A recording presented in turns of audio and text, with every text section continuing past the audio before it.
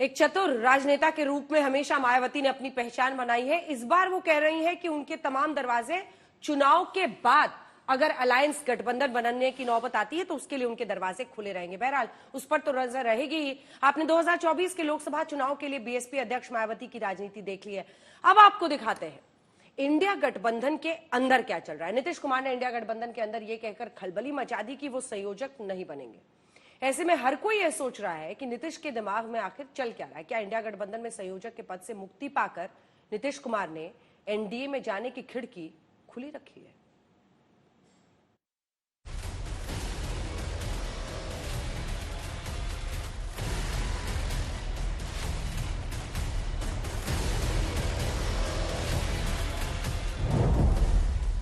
India गठबंधन में आखिर चल क्या रहा है? नीतीश, ममता और उद्धव के मन में क्या है?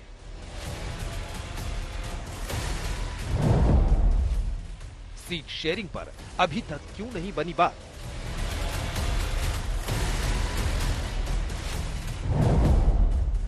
मोदी की प्लानिंग फुल, इंडिया गठबंधन में देरी फुल।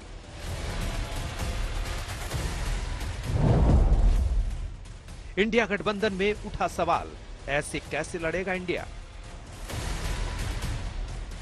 एक बड़ी पुरानी कहावत है जो इंडिया गठबंधन पर आजकल बिल्कुल फिट बैठती है। 9 दिन चले 2.5 कोस। जी हां, थोड़े बहुत भी नहीं, पूरे 6 महीने पहले इंडिया गठबंधन के बनने की शुरुआत हुई थी। नीतीश कुमार ने पटना में विपक्ष का कुनबा जोड़ा था, लेकिन अभी भी स्थिति वही, ढाक के 3 पार। मोदी जी का एजेंडा क्या है? विकसित भारत। मोदी जी का एजेंडा क्या है? युवा आगे बढ़े। मोदी जी का एजेंडा क्या है? एंटरप्रेन्योर आगे बढ़े। उनका एजेंडा क्या है? मोदी हटाओ। और मैं कहता हूं ये इंडिया अलायंस के 2 ही एजेंडा है। वैसे एक एजेंडा है परिवार बचाओ और दूसरा एजेंडा है प्रॉपर्टी बचाओ। वो अली बाबा 40 चोर की कहानी हमने सुनी थी, जब 40 आपस में लड़कर मर गए। तो ये चोर डकैत बेईमान ये कभी इकट्ठे हो ही नहीं सकते। ये जो गठबंधन है ना, ये झांसे की झप्पी वाला है। इस इंडी गठबंधन में क्या क्या करिश्मा होता है, इसको जानने के लिए एक एसआईटी बैठानी पड़ेगी ना। कब कौन किसका नाम प्रस्तावित करता है, कब कौन किसके नाम पर विरोध करता है। और यही वजह है कि इंडिया गठबंधन वालों ने बीजेपी को बोलने का फुल मौका दे रखा है। सवाल ये है कि ये सब क्यों हो रहा है? सबसे पहले शुरुआत नीतीश कुमार से करते हैं। कहां तो इंतजार हो रहा था कि नीतीश कुमार इंडिया के संयोजक बनेंगे, और जब बात संयोजक बनाने की आई तो नीतीश कुमार ने पलटी मार दी। अभी तक जेडीयू भी संयोजक संयोजक चिल्ला रही थी, अब उसके बोल कैसे बदले, जरा गौर फरमाइएगा। 3 दिन पहले तक मीडिया के माध्यम से ही लोगों ने इस किस्म का माहौल बनाया कि लगता था जैसे कि नीतीश कुमार या जनता दल यू इनको संयोजक बनाना चाहता है और कोई घटक दल मान नहीं रहा है। कल तक यही भाव लोगों के मन में बनाया जा रहा था, लेकिन जब बैठक हुई तो स्थिति साफ हो गई कि सब लोग बनाना भी चाह रहे थे। तो नीतीश कुमार जी ने मना कर दिया कि भाई अभी गठबंधन के लिए ये चीज महत्वपूर्ण नहीं है। जो महत्वपूर्ण बातें हैं उनको किया जाए, जिससे कि इंडिया गठबंधन अधिक से अधिक मजबूत हो। यद्यपि नीतीश कुमार जी का लंबा अनुभव है, उन्होंने ही इंडिया गठबंधन की एनडीए से अलग होने के बाद शुरुआत की थी। उन्होंने ही गैर कांग्रेसी दलों को कांग्रेस के साथ बैठाने में पटना में सफलता प्राप्त की थी।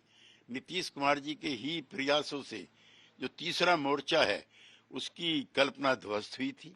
अगर उनको कन्वीनर बनाया जाता है तो ये संगठन के लिए बहुत लाभकारी है। सवाल यही है कि नीतीश कुमार ने ऐसा क्यों किया? तो कहने वाले कह रहे हैं नीतीश कुमार राजनीति के पुराने घाघ हैं। अपने फैसलों से वो बड़े बड़ों को कंफ्यूज कर देते हैं। वो कब कौन सा कदम उठा जाए कोई नहीं जानता। नीतीश पाला बदलने के लिए भी जाने जाते हैं। ऐसे में सवाल यही है कि क्या नीतीश ने संयोजक का पद ठुकराकर लोकसभा चुनाव से पहले एनडीए में जाने का विकल्प खुला रखा है और वो गठबंधन से जुड़े रहने की मजबूरी से मुक्त हो गए हैं? नीतीश कुमार की नई पलटी पर बीजेपी क्या कह रही है वो भी सुनिए। एक बात स्पष्ट है कि आज के बाद से इंडी गठबंधन के टूटने का पहला कील लग गया। वो कहते हैं मैं तो शुरू से कूद रहा था, तो जो उनको नहीं बताना चाहते थे खुल के बोल देते। जब किसी गठबंधन की जब न कोई नीति होगी, न नियत होगा, न नेता होगा, तो कभी संयोजक के लिए मार होगा, कभी अध्यक्ष के लिए मार होगा। खबर यही है कि जेडीयू भी सीट शेयरिंग में हो रही देरी से नाराज है। बिहार में जेडीयू ने कांग्रेस को 4 सीटें देने का प्रस्ताव रखा। कांग्रेस 8 से 10 सीटें मांग रही है। बिहार में सीटों के बंटवारे पर हुई बैठक में जेडीयू ने आरजेडी जेडीयू को 17-17, कांग्रेस को 4, लेफ्ट पार्टी को 2 सीट दिए जाने का प्रस्ताव रखा है। सूत्रों के मुताबिक जेडीयू आरजेडी को 16-16, कांग्रेस को 6, लेफ्ट को 2 सीट दिए जाने के फॉर्मूले पर सहमति बन सकती है। हालांकि कांग्रेस इंडिया गठबंधन से नीतीश कुमार के अलग होने की संभावनाओं को भी नकार नहीं रही है।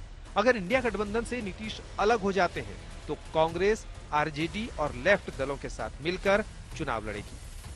किसी भी गठबंधन की अंतिम सफलता सीटों के सही और सटीक बंटवारे पर ही निर्भर करती है और उसी से गठबंधन का प्रभाव या गठबंधन के प्रभावी होने का मामला भी जुड़ता है। हर दल जो इंडिया गठबंधन में है उसकी इच्छा तो होगी ना कि सब कुछ त्वरित गति से हो। इसमें मुझे ये कहना कि जदयू गुस्से में, ये मत कहिए। एनडीए छोड़ करके यूपीए में आए थे या यूपीए प्लस में आए थे या महागठबंधन में आए थे, उस समय हम 16 सीटें जीते हुए थे और 1 पर नंबर 2 थे। उसी नंबर के साथ अब हम हैं और कांग्रेस पार्टी, आरजेडी और वामपंथी दल, उनको आपस में सीटों का बंटवारा करना जनता दल को कोई दिक्कत नहीं। अब सवाल है कि इंडिया गठबंधन में गेम कर कौन रहा है। आपको बता दें कि गठबंधन में रात सीट बंटवारे को लेकर ही मची। ज्यादातर दल कांग्रेस पर सीटें छोड़ने का दबाव बना रहे हैं और कांग्रेस अपनी मनमर्जी के मुताबिक सीटें चाहती है।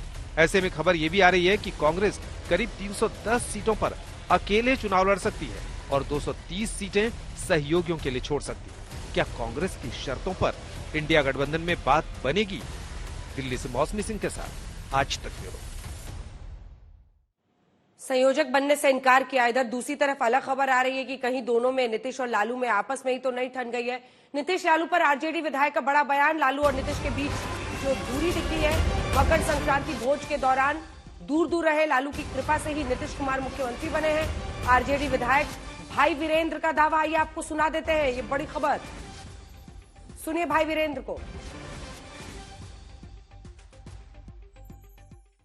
माथे पे जो है लालू यादव ने तिलक नहीं लगाया है, दही का टीका नहीं लगाया, ऐसे ही निकल गए। अच्छा, ये सवाल तो आदरणीय लालू प्रसाद यादव जी से पूछना चाहिए और उनका आशीर्वाद है तब ना मुख्यमंत्री हैं। नहीं, उनका आशीर्वाद है तभी ना मुख्यमंत्री हैं, इसलिए ऐसा मत कहिए। आपको बहुत सा एकदम आशीर्वाद दोनों एक दूसरे से मिलकर ये सरकार चला रहे हैं।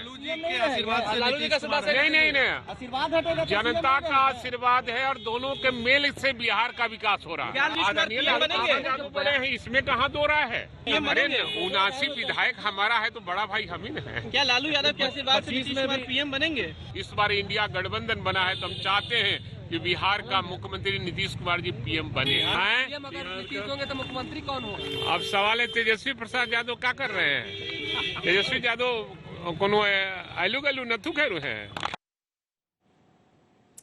ठंड में भाई वीरेंद्र के बोल तो थोड़े ऐसे हैं जो बर्फीले दिख रहे हैं दोनों पार्टियों के रिश्ते को लेकर। शशि भूषण हमारे सहयोगी इस वक्त हमारे साथ जुड़ रहे हैं। शशि भूषण, हम तस्वीरें दिखा रहे हैं। राजनीति में कई बार तिलक लगाने के मायने होते हैं और तिलक ना लगाने के मायने उससे भी ज्यादा है, ऐसा ही कुछ समझे? बिल्कुल ऐसा ही समझना है और कम से कम लालू यादव नीतीश कुमार के बीच जो रिश्ता है जनाब, वो रिश्ता ऐसा है जिसमें 2015 के अंदर जब विधानसभा चुनाव थे बिहार में और उस वक्त महागठबंधन की पहली पारी चल रही थी। नीतीश कुमार मकर संक्रांति के दिन पहुंचे थे लालू यादव के यहाँ और लालू यादव ने दही का टीका लगा दिया था नीतीश कुमार के माथे पे और यह कह दिया था कि 2015 में नीतीश कुमार ही मुख्यमंत्री होंगे, महागठबंधन के उम्मीदवार होंगे। और आज देखिए महज 7 मिनट तक नीतीश कुमार जो हैं वो लालू यादव के घर पर रहते हैं। 90 दिनों बाद नीतीश कुमार पहुंचते हैं लालू यादव के घर पे, जो 10 सर्कुलर रोड राबड़ी देवी का आवास है।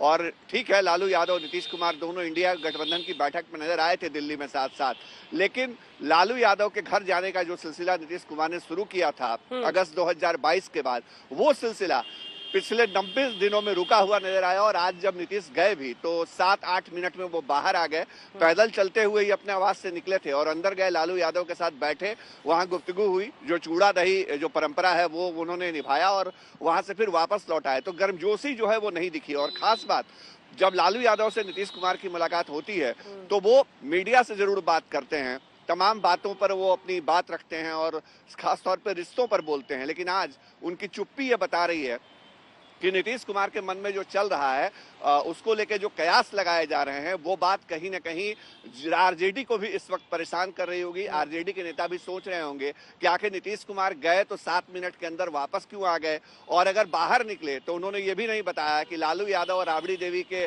घर के दही का स्वाद कैसा था। तो ये जायका बिगाड़ सकता है बिहार में इंडिया गठबंधन का, और ये सबसे बड़ी चुनौती भी अंजना इस वक्त। बिल्कुल, ललन सिंह के मुद्दे पर यही कहा गया कि ललन सिंह को बाहर का रास्ता शायद इसी वजह से दिखाया गया क्योंकि वो लालू के करीबी हो गए थे। दूसरी तरफ अगर आप देखें तो ये खबर भी आई कि कन्वीनर के लिए पुश नहीं किया आरजेडी ने, अब तो कन्वीनर पद भी नीतीश कह रहे कि उन्हें नहीं चाहिए। लेकिन कुल मिलाकर सवाल बरकरार है, तिलक लगा नहीं, क्या वाकई नीतीश और लालू के बीच दूरियां बढ़नी शुरू हो गई हैं? लेकिन इंडिया गठबंधन में सब कुछ ठीक नहीं है, ये अब सीट शेयरिंग पर फंसे पेच को लेकर जाहिर हो रहा है। जब ममता बनर्जी भी इंडिया गठबंधन की वर्चुअल मीटिंग में शामिल नहीं हुई तो राजनीतिक पंडित अंदाजा लगाने लगे कहीं ममता का इरादा बंगाल में अकेले लड़ने का तो नहीं, क्योंकि बंगाल में टीएमसी और कांग्रेस के बीच सीट बंटवारे को लेकर तगड़ी माथापच्ची चल रही है। हर रोज अधीर रंजन चौधरी ममता सरकार पर हमले बोलते हैं। उन्होंने आज भी कानून व्यवस्था के सवाल पर ममता को घेरा। सवाल यह भी है कि पश्चिम बंगाल की तरह क्या इंडिया गठबंधन में और भी राज्यों को लेकर सीट बंटवारे पर रार मची हुई है? ये स्पेशल रिपोर्ट देखिए।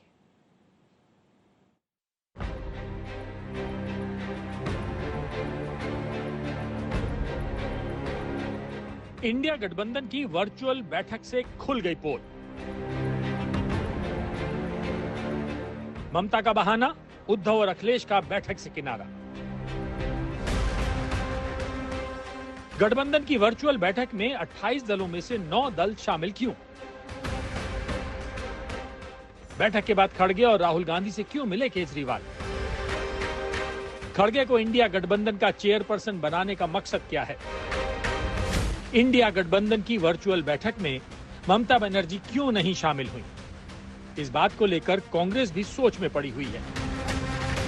ममता ने तो एक बात कहकर किनारा कर लिया कि वो व्यस्त थी, इसलिए मीटिंग में न जुड़ सकी। लेकिन ममता की दूरी ने इंडिया गठबंधन में क्या कुछ चल रहा है इसका संकेत जरूर दे दिया है। सारा मसला सीट शेयरिंग को लेकर ही अटका है। पश्चिम बंगाल में कांग्रेस 6 सीटें मांग रही है और ममता 2 सीटों से ज्यादा देने को तैयार नहीं है। बंगाल में 42 लोकसभा सीटें हैं और 2019 लोकसभा चुनाव के नतीजे देखें तो टीएमसी ने 22 सीटें जीती थी और इसका 43.7% वोट शेयर था। बीजेपी ने 18 सीटें जीती थी, उसका वोट शेयर 40.6% था। जबकि कांग्रेस तीसरे नंबर पर थी। कांग्रेस ने 2 सीटें जीती थी और वोट शेयर 5.7% था। पश्चिम बंगाल में फिलहाल सीट शेयरिंग का कोई फॉर्मूला बनता नहीं दिख रहा है। आपको बता दें कि ममता बनर्जी ने 28 दिसंबर को राज्य में अकेले लोकसभा चुनाव लड़ने की इच्छा जाहिर की थी। अब सीट शेयरिंग को लेकर ममता और कांग्रेस के बीच मतभेद भी खुलकर सामने आ रहे हैं। हालांकि कांग्रेस और टीएमसी के बीच सीटों के बंटवारे को लेकर अभी तक कोई औपचारिक बैठक नहीं हुई है। राजीव गांधी এই মহিলাকে যুব নেত্রী বানিয়েছিল, এটাই তার উত্থানের সূত্রপাত। কত বড় বেঈমান সেই মহিলা, কত বড় তার ঔদ্ধত্য যে যারা তাকে রাজনীতিতে মানুষ করেছে। ঔদ্ধত্য অহংকারের প্রতিফলন এখানে। यूपी में समाजवादी पार्टी और कांग्रेस के बीच पेंच अभी फंसा हुआ है। 12 जनवरी को कांग्रेस और समाजवादी पार्टी के बीच बैठक होनी थी। कांग्रेस सूत्रों के मुताबिक यूपी को लेकर पार्टी का रोड मैप क्लियर नहीं था, इसलिए ये मीटिंग भी टालनी पड़ी। आपको बता दें, यूपी में कांग्रेस 20 से 25 सीटों पर चुनाव लड़ना चाहती है, जबकि समाजवादी पार्टी 10 सीटें दे रही है। समाजवादी पार्टी खुद 60 सीटों पर चुनाव लड़ना चाहती है और अपनी सहयोगी आरएलडी को 5 सीटें दिलाना चाहती है। ऐसी स्थिति में भी कांग्रेस के पास सिर्फ 15 सीटें ही बचती हैं। आपको बता दें कि 2019 के लोकसभा चुनाव में यूपी की 80 सीटों में से बीजेपी ने 62 सीटें जीती थी। वोट शेयर 50% था। बीएसपी ने 10 सीटें जीती थी। वोट शेयर 19.4% था। समाजवादी पार्टी ने 5 सीटें जीती थी। वोट शेयर 18.1% था। कांग्रेस ने 1 सीट जीती थी। वोट शेयर 6.4% था। हालांकि 2019 में समाजवादी और बीएसपी के बीच गठबंधन हुआ था, लेकिन इस दफा इंडिया गठबंधन में आने से मायावती ने इनकार कर दिया है। पार्टी का ये भी मानना है कि इस मामले में अभी तक का अधिकांश अनुभव यही रहा है कि गठबंधन करके चुनाव लड़ने से हमारी पार्टी को फायदा कम व नुकसान ज्यादा होता है तथा इससे पार्टी का वोट प्रतिशत भी कम हो जाता है और फिर बीएसपी से गठबंधन करने वाली पार्टी को पूरा फायदा पहुंच जाता है। यही मुख्य वजह है कि देश में अधिकांश पार्टियां बीएसपी से गठबंधन करके चुनाव लड़ना चाहती हैं। महाराष्ट्र में भी इंडिया गठबंधन के अंदर सीट बंटवारे का मुद्दा अभी तक सुलझ नहीं रहा है। उद्धव ठाकरे भी गठबंधन की वर्चुअल बैठक में नहीं पहुंचे। हालांकि शरद पवार सब कुछ सुलझने का दावा कर रहे हैं। आपको बता दें, महाराष्ट्र में कांग्रेस 20 सीटों पर अड़ी है। उद्धव ठाकरे की शिवसेना 23 और एनसीपी 10 सीटों की मांग कर रहे हैं। लेकिन महाराष्ट्र में कांग्रेस 20, शिवसेना 20, एनसीपी 6 सीटों पर राजी हो सकते हैं। 2019 के लोकसभा चुनाव को देखें तो महाराष्ट्र की 48 सीटों में से बीजेपी ने 23 सीटें जीती थी। वोट शेयर 27.8% रहा था। शिवसेना ने 18 सीटें जीती थी। वोट शेयर 23.5% रहा था। लेकिन उस वक्त शिंदे गुट उद्धव के साथ था। कांग्रेस ने 1 सीट जीती थी। वोट शेयर 16.4% था। एनसीपी ने 4 सीटें जीती थी। वोट शेयर 15.7% रहा था। इतना बड़ा जब ये गठबंधन बनता है, और गठबंधन बनना कोई मामूली बात नहीं होती, बहुत बड़ी चुनौती होती है। सबको कॉम्प्रोमाइज करना पड़ता है, तब जाकर गठबंधन बनता है। सबको त्याग करना पड़ता है। पंजाब में भी कांग्रेस और आप के बीच कोई फॉर्मूला नहीं निकला है। पंजाब में कांग्रेस का 8 सीटों पर दावा है, लेकिन आप राजी नहीं है। अभी पंजाब की 13 लोकसभा सीटों में से कांग्रेस के 8 सांसद हैं और कांग्रेस इन्हीं 8 सीटों पर अपना दावा ठोक रही है। लेकिन पंजाब में आपकी सरकार बनने के बाद वो कांग्रेस को इतनी सीटें देने को तैयार नहीं है। जबकि दिल्ली में आप और कांग्रेस के बीच 7 में से कांग्रेस को 3 सीटें देने पर सहमति बन गई है। गुजरात में भी आम आदमी पार्टी 2 सीटें मांग रही है। इसके साथ ही आप हरियाणा में चुनाव लड़ना चाहती है, लेकिन कांग्रेस हरियाणा में आपको 1 सीट भी देने के पक्ष में नहीं है और इसीलिए गठबंधन में पेंच तगड़ा फंसा है। दिल्ली से मौसमी सिंह के साथ आज तक ब्यूरो। आइए सीधे लिए चलते हैं आपको मौसमी सिंह हमारी सहयोगी इसी खबर पर हमारे साथ जुड़ रही हैं। मौसमी, जनवरी का लगभग आधा महीना बीत गया, सीट शेयरिंग वाली फाइल अटकी हुई दिखाई देती है तमाम राज्यों में। जी बिल्कुल अंजना, देखिए जाहिद साहब ने कहा है कि एक हो जाए तो बन जाएंगे खुर्शीदे मुबीन, वरना इन बिखरे हुए तारों में से क्या बनता है। तो जिस तरह से इंडिया अलायंस का आगाज हुआ, ऐसा लगा कि बीजेपी को पटकनी देने में पूरा रेला चलेगा, साथ में पूरा काफिला चलेगा। लेकिन जो आप बात कर रही है, तारीख पे तारीख, सीट शेयरिंग से लेके कन्वीनर से लेके चेयरपर्सन से लेके जो एक ग्रीन सिग्नल, हरी झंडी या एक स्टैंपिंग आउट है, वो नजर नहीं आ रहा है। और अब तो देखिए सीट शेयरिंग पे कुछ दलों से कई मुलाकातें हो गई और टीएमसी और जेडीयू का खाता भी नहीं खुल पाया है। तो बहुत अजीबोगरीब स्थिति हो गई है। जेडीयू को लेकर पशुपेश लगातार बनाए कि आखिर क्या बेरुखी हो गई कि बोल दिया नीतीश कुमार किसी पद की लालसा नहीं रखते, किसी पद की उम्मीद नहीं रखते। वही जेडीयू जो कह रही थी कि नीतीश कुमार विचारों के प्रधानमंत्री हैं। तो all is not well. India alliance में भी ममता बनर्जी नाराज चल रही हैं और यहाँ पे नीतीश कुमार साइलेंट मोड में अब चल रहे हैं। तो लगातार, और राहुल गांधी न्याय यात्रा उधर कर रहे हैं। तो सवाल यही है कि क्या इस गठबंधन की गाड़ी आगे बढ़ेगी? बिल्कुल, धन्यवाद आपका मौसमी इस तमाम जानकारी के लिए। कुल मिलाकर इंडिया गठबंधन में फाइल सीट शेयरिंग वाली अटकी हुई दिखाई देती है।